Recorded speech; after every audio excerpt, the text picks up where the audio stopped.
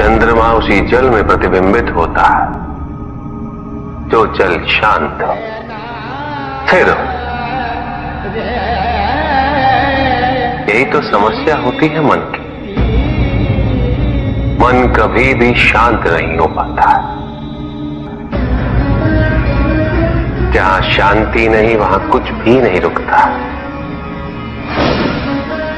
समुद्र की लहरों की भांति विचारों का उपद्रव मन को निरंतर स्थिर रखता है। कुछ भी सुनने और समझने के लिए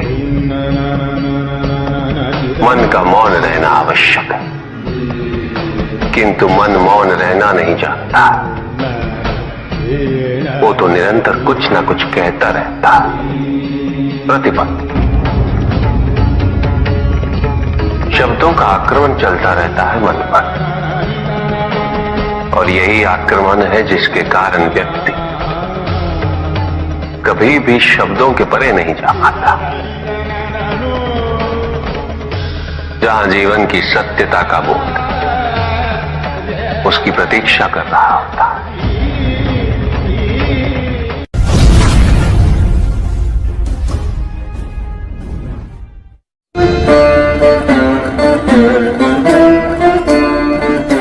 मैं वो हूं जो नहीं है,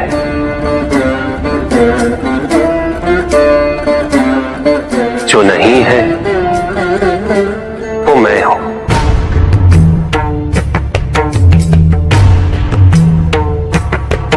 चिरकाल तक सभी को यह स्मरण रहे, जब आप में श्वास है तो मैं आप में हूं। देव देव महादेव शिवा, देव देव। और जिस क्षण आप में श्वास नहीं तब आप मुझ पे हैं। देव शिवा, देव देव महादेव।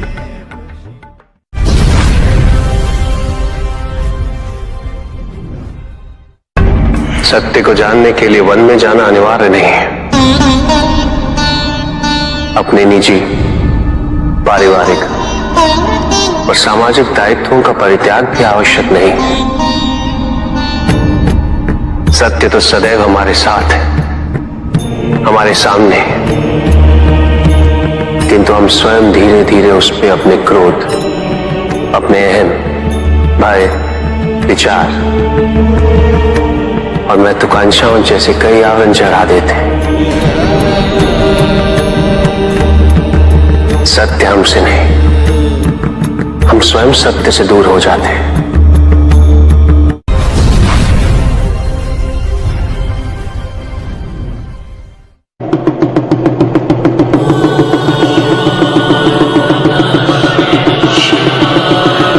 जहां न अमृत, न विष, न सुख, न दुख, न स्वर्ग, न नरक, वही परम आनंद है। उसी परम आनंद तक की यात्रा है तुम्हारी। ये यात्रा आनंद के सानिध्य की है, ये यात्रा सानिध्य के आनंद की है। और इस यात्रा में मैं प्रतिपल तुम्हारे साथ हूं। मुझे ढूंढो मत, केवल पहचानो, तुम ही मैं हूं, मैं ही तुम। हर आरंभ का मैं ही अंत हूं, और हर अंत सदैव मेरा ही आरंभ होगा।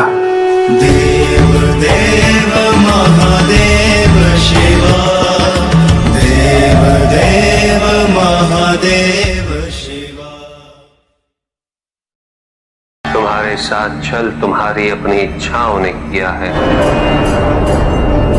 तुम्हारे हट ने किया है, तुम्हारी अपनी सोच ने किया है। ये रहस्य नहीं कि प्रत्येक आत्मा मुक्ति की इच्छुक होती है। जो मरता है वो है पंचभूतों से निर्मित शरीर,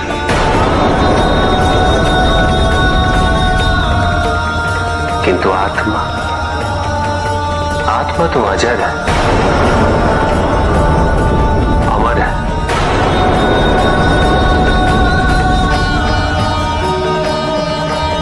जिसकी यात्रा मोक्ष पर संपूर्ण होगी।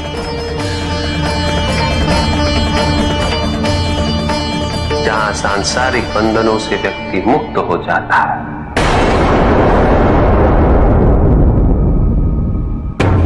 सारी इच्छाएं लुप्त हो जाती। किंतु तुमने तो कभी सत्य की खोज ही नहीं की। तुम तो सदैव उन तत्वों को ढूंढते रहे जो तुम्हारे अहंकार के पोषण हेतु आवश्यक थे।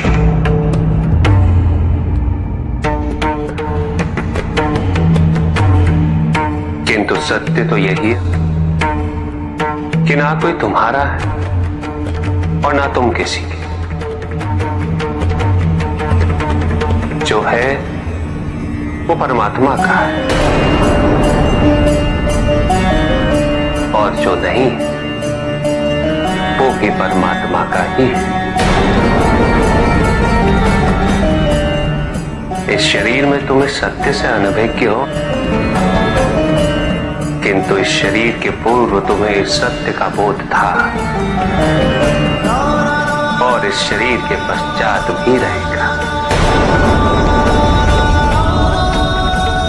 प्रश्न ये है कि क्या तुम इस सत्य को अभी स्वीकार करना चाहते हो? यदि करते हो तो परिवर्तन का मार्ग स्वतः प्रदर्शित हो जाएगा। आजीवन तुम प्रत्यक्ष को ही सत्य मानते रहे, परोक्ष सदैव महत्वहीन रहा। तुम्हारे पास यही अवसर है उस भूल को सुधारने का। भक्ति हेतु यदि कुछ अनिवार्य है तो केवल भक्ति ही।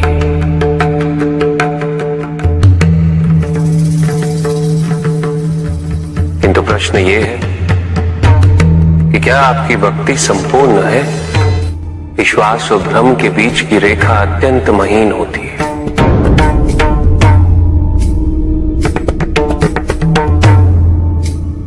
असंख्य व्यक्ति ये नहीं समझ पाता कि उनका विश्वास विश्वास है या भ्रम।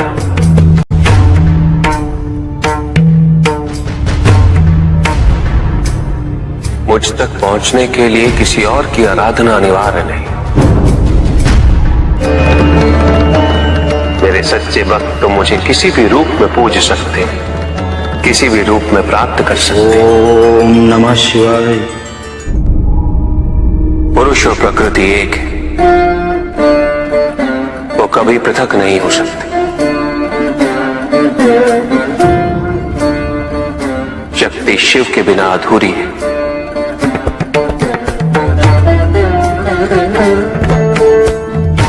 और शिव तो शक्ति के बिना शव के समान है। शिव शक्ति पुरुष प्रकृति का संतुलन सदैव अनर्थकारी सिद्ध होगा।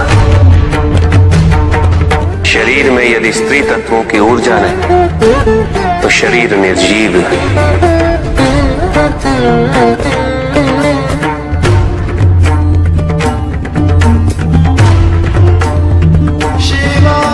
शक्ति और शिव के संपूर्ण रहस्यों को समझ लेना भक्ति, ज्ञान और तपस्या की पराकाष्ठा है।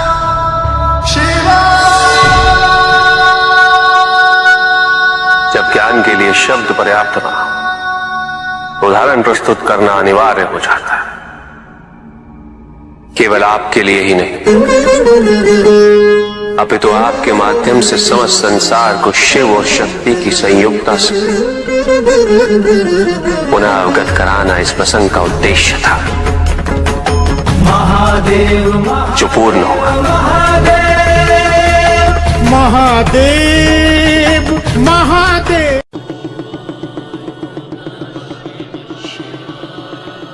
जहां न अमृत न विष, न सुख न दुख, ना स्वर्ग ना नरक, वहीं परम आनंद है। उसी परम आनंद तक की यात्रा है तुम्हारी। ये यात्रा आनंद के सानिध्य की है, ये यात्रा सानिध्य के आनंद की है। और इस यात्रा में मैं प्रतिपल तुम्हारे साथ हूं। मुझे ढूंढो मत, केवल पहचानो, तुम ही मैं हूं, मैं ही तुम। हर आरंभ का मैं ही अंत हूं, और हर अंत सदैव मेरा ही आरंभ होगा। देव देव महादेव शिव। पंडित महोदय को अपने अंतिम उत्तर का तात्पर्य बताओ।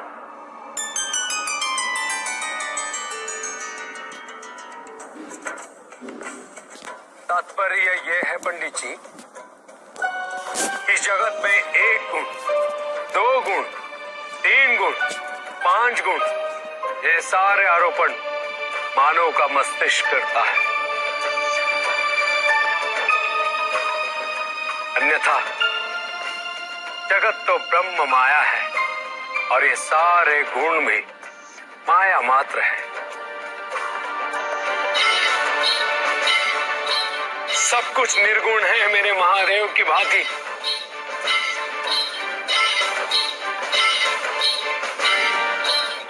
और गुण तो मात्र लीला का नाम है। साधु साधु साधु साधु। किंतु प्रभु, ऐसा कोई ज्ञान तो इस संसार में है ही नहीं। वेद तो ईश्वर की आराधना, व्रत, तप, ज्ञान आदि क्रियाओं से करना सिखाता है। तो फिर निर्गुण वाली बात सत्य कैसे हो सकती है? वेद में ही सारा ज्ञान है पंडित महोदय। वेद का सही अर्थघटन करना इस समय संभव नहीं। अनंत शिव। प्रजापिता ने वेद के मंत्र दिए ताकि मनुष्य मात्र अपने गुणों के माध्यम से निर्गुण तक पहुंच सके।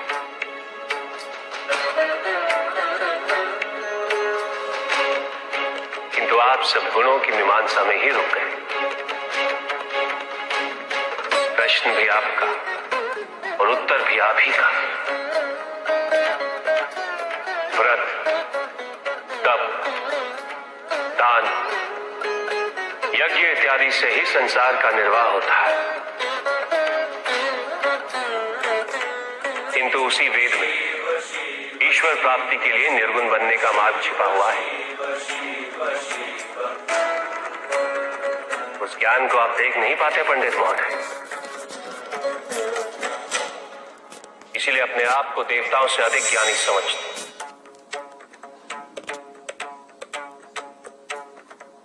पंडित महोदय, ज्ञान का भ्रम अज्ञानता का प्रथम लक्षण है। इस प्रकार भरे हुए पात्र में कुछ नहीं समाता, उसी प्रकार ज्ञान के अहंकार से भरे मन में अधिक ज्ञान नहीं समाता।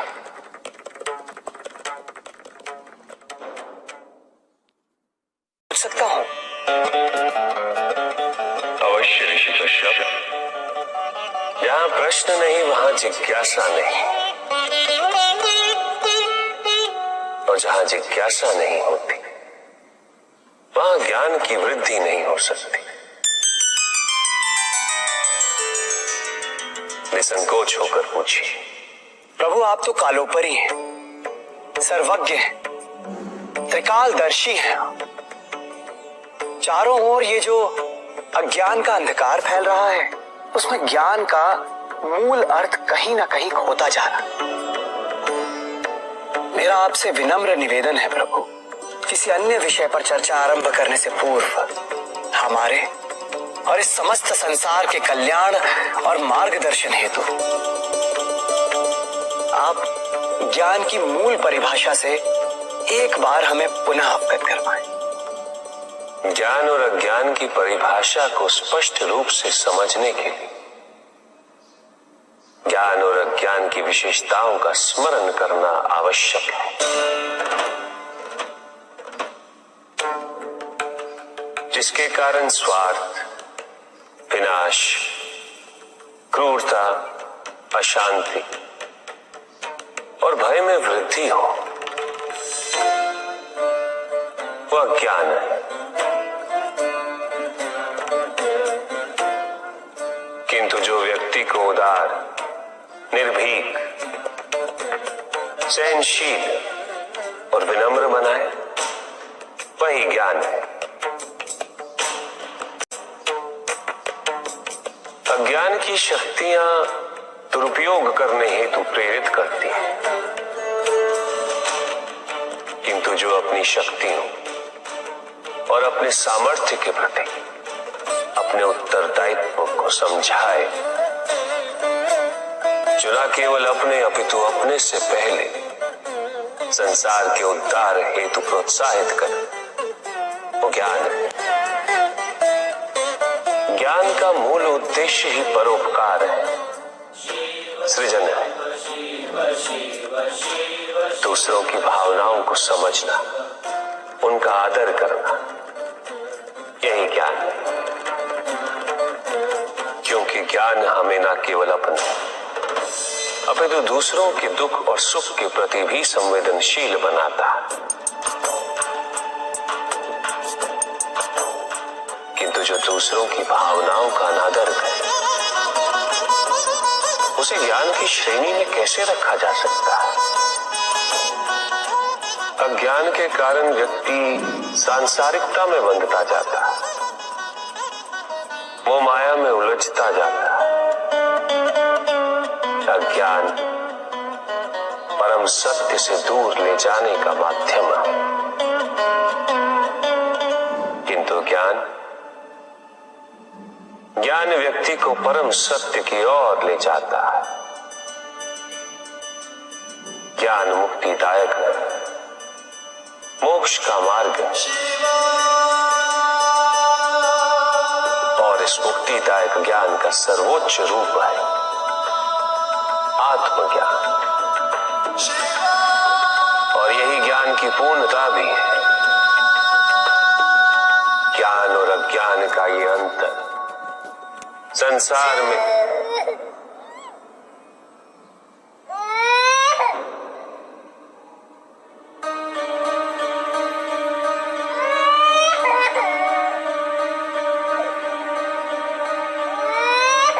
ऋषि कश्यप, ये तो किसी शिशु का क्रंदन है।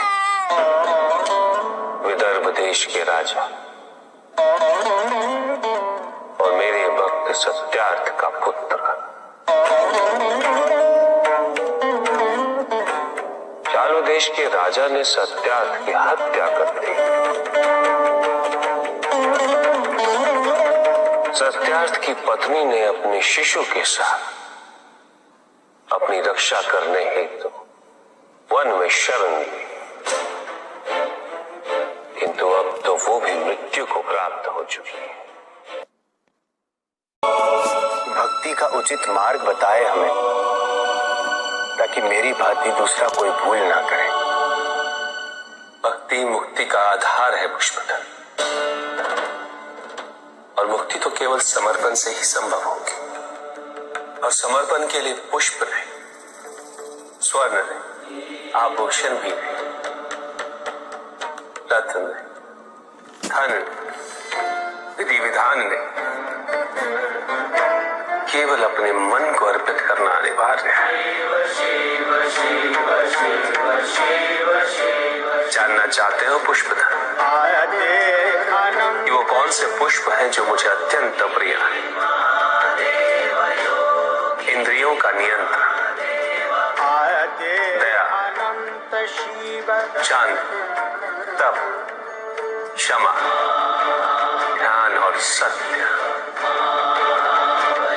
और जब कोई मेरे इन पुष्पों से आराधना करे, मैं अवश्य प्रसन्न होता। भक्ति में भव्यता आवश्यक नहीं है पुष्पदल, अभी तो सरलता आवश्यक है। भक्त के लिए ये समझना अत्यंत कठिन हो जाता है। प्राय भक्ति कब मोह में परिवर्तित हो जाती है और ऐसे में पथ भ्रमित होना अनिवार्य है।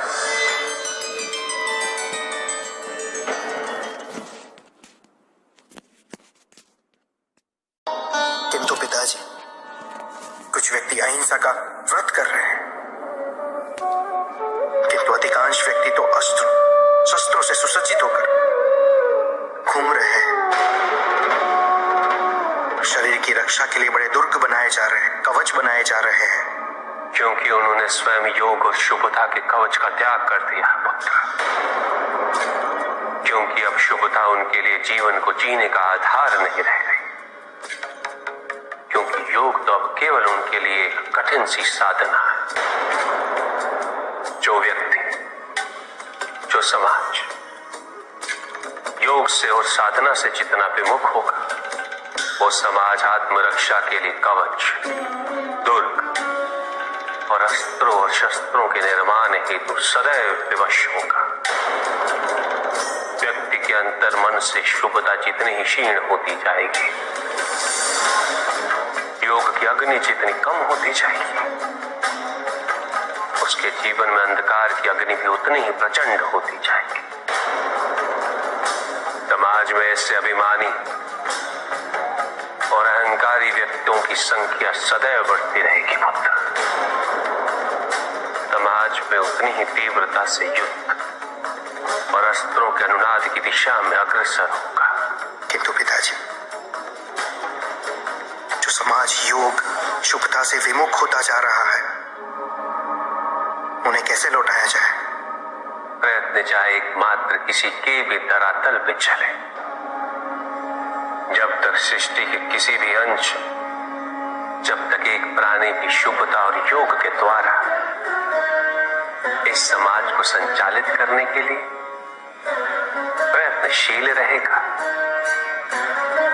जब तक वो शुभता और योग को केवल शोभा की वस्तु नहीं समझेगा, तब तक सृष्टि में शुभता की पराजय असंभव है पुत्र। तब तक योग, बल और शुभता का समापन नहीं हुआ है। परिस्थितियां कैसी भी विकट हो पुत्र, अहंकार के अंधकार का आवरण चाहे कितना भी घना हो,